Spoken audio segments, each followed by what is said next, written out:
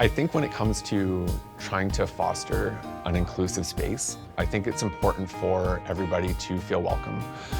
I didn't always feel welcome in schools when I was growing up, and so it's important for me to be able to make sure that people who are interested in science are given that opportunity to be able to ask questions, that they're able to be given that opportunity to shine and to walk out of here with that confidence and walk out of here just with that knowledge to know that they can actually make changes from what they're learning at school.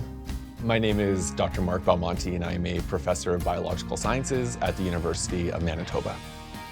We primarily focus on plant molecular biology, where we like to drive innovation through discovery science in developing the next generation of crop protection as well as crop production technologies. RNA is short for ribonucleic acids, and RNAs are found everywhere on Earth. They're found in everything from microbes all the way through to humans and animals, as well as plants. But each one of those RNAs has a specific role. It has a special function. And those RNAs are able to help to provide the messages that that plant needs in order to overcome environmental stresses or stresses against organisms that cause disease.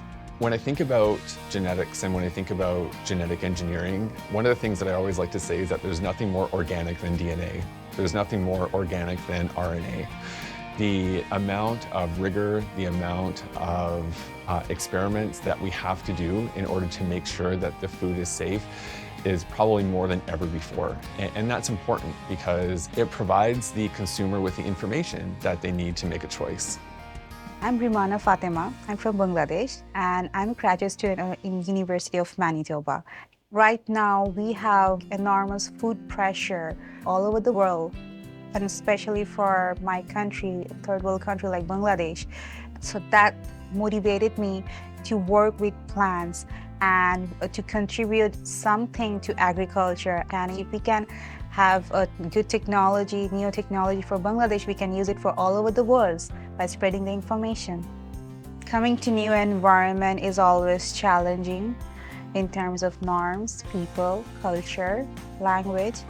And international students need a while to get adapted with these things, and it is always different from the local students. And that time we really need a supportive mentor, and luckily I have found Mark, who has been really supportive to me from the very beginning. This is probably the most exciting time when it comes to agriculture, when it comes to science. And that's because we now have so many new technologies. It's going to require a community to be able to make sure that this type of technology gets implemented and gets translated in a way that will help the consumer, but also help the producer.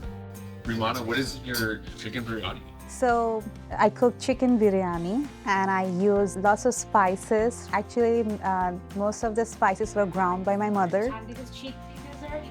There's no better way to build community than over food. Being able to share different types of dishes from all around the world, to be able to listen to each other, to be able to share our stories. And when you give the student that opportunity, you give them an opportunity to be able to study in an inclusive space, to be able to be free, to be able to talk about what they want to talk about, to be able to give that student an opportunity to be a free thinker.